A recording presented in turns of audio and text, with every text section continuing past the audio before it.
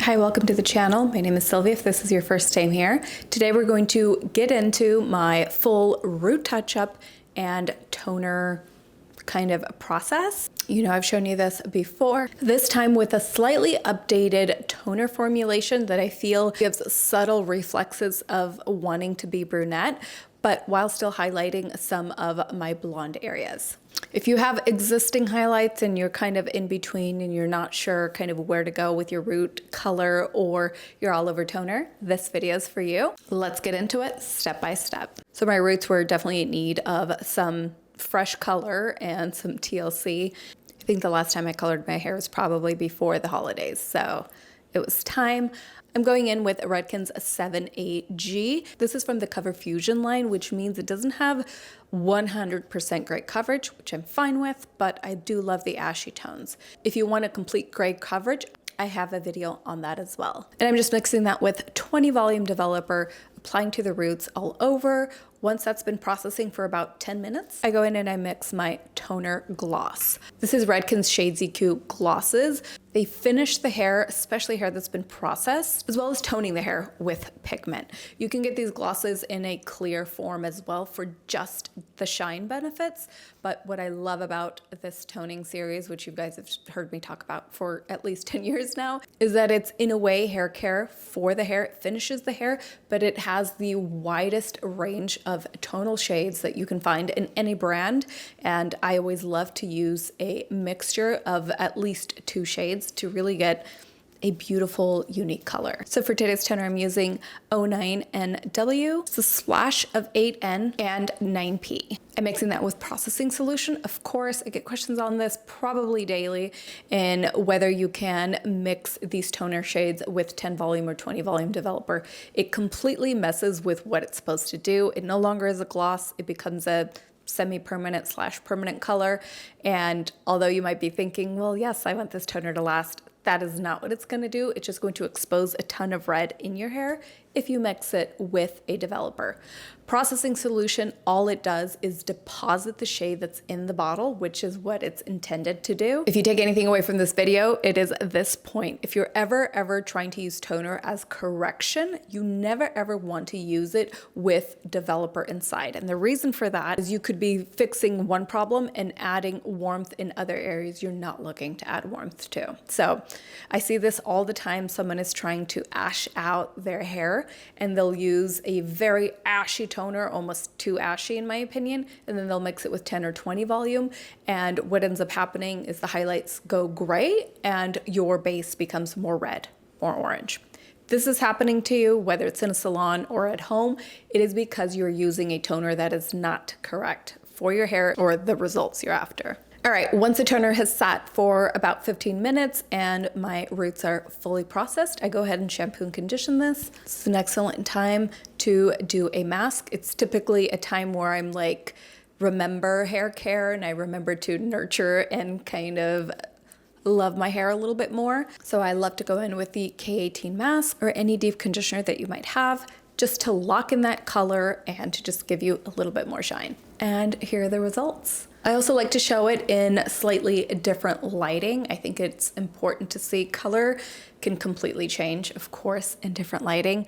And oftentimes we get these photos of on Pinterest or something that's like really bright or really highlighted, and oftentimes it's the lighting. So it's important for you to see it in different lighting so you can decide if this is a color or something that you're after and whether you would like to replicate these formulas. If you have questions about formulations, I will say as a hairdresser, when someone asks me just in the comments, like, I want this result, what should I use? And I can't stress this enough, what you're starting off is more important than the result you're after in terms of how I formulate. So if someone shows me a picture of a golden blonde and they ask me, you know, what formula that is, it depends on whose hair I'm applying that on. If I'm applying it on someone that has really golden hair to begin with, I don't need to add a ton of gold. Maybe I need to actually tone down the gold for it to look like that. If someone has extremely ashy hair and they're looking for gold, I'm gonna have to add a ton more gold to achieve that look. Does that make sense? It's It's the fact that every client is coming in with a completely different starting canvas. Of course, that's what determines the formula that we're going to be using. And I wish it was more simple, just like showing, a beautiful photo and being like, this is this and this. And typically when I share that, it is more to do with like brunettes, which you're only adding color, which is a little bit simpler. The second you have highlights or any light levels present, it becomes a little more confusing, which is typically why I do these videos, in hopes that little by little you understand it a little bit more, whether or not you are a hairdresser or have any hairdressing background. Anyway, I hope this video was helpful. If you have any questions, leave them down below.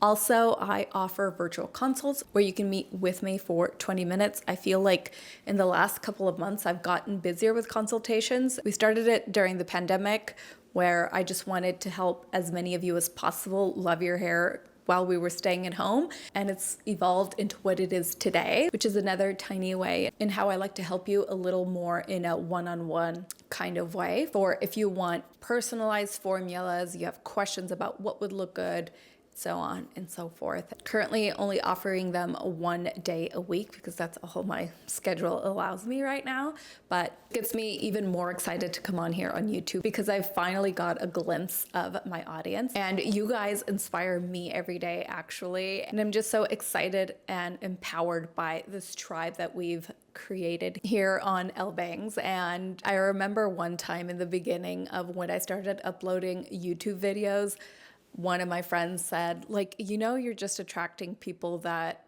are just like a complete hot mess with their hair, and you're just going to get like the most difficult clients essentially. And if I could go back and tell myself, the truth is that couldn't be further from the truth. And I'm just so in awe of you guys every time I meet with one of you. You guys are smart, gorgeous, incredible. I've met so many of you in so many different walks of life, and it's truly one of my favorite things as a hairdresser. The most exciting, most diverse set of people, and help them feel better about their hair. There's like literally nothing better. So thank you for your continued trust with your hair. I don't take that lightly, and I hope to continue to inspire you to always have hair that you absolutely, absolutely love. Little side note, now that I said thank you for trusting me with your hair, the last time I said that on here or on Instagram, I got a very angry comment saying that they no longer trust me because I had talked about starting a hair care line and then I haven't talked about it since, and how that creates kind of uncertainty or like I'm lying. And I feel like I actually update you guys often. If you have felt that, I am so sorry. And yes, I am still 100% deep in working on this hair care line, and I'm just so meticulous. This is my first launch. It's just, everything needs to be perfect to where I'm probably weekly reminded, like, Sylvia, you're being insane, and these are details that nobody really cares about. Every month that goes by that I haven't launched yet is more money out of my pocket, but I've waited so long to do this that I want to bring you something that I truly would slather every single one of my friends in. So if it's not that, I'm just not going to launch. So I feel like at this point I am just so knee deep that we are launching, and I know that I said last year would be the year, and in the summer I decided to kind of redo a lot of things. I'm sorry, and I think maybe the biggest issue was maybe letting you on early, but I want you to be a part of the process. We've done surveys and we've sent out samples to any of you that volunteer. You can always follow me on Instagram at Sylvia X Reese. This is where I kind of give more information about this and when I put out these requests for if you want to be part of the surveys and you want to be part of the creation of all of this. Anyway, that's just my little update. Yes, we're working hard on it. So far, I feel like I already can't be more proud of it, but I want to bring you what, in my eyes at least, is perfection. So that's where we're at. Thank you for listening if you're still here with all my little updates and maybe rants, but I love you, and I'll see you in the next one. Bye.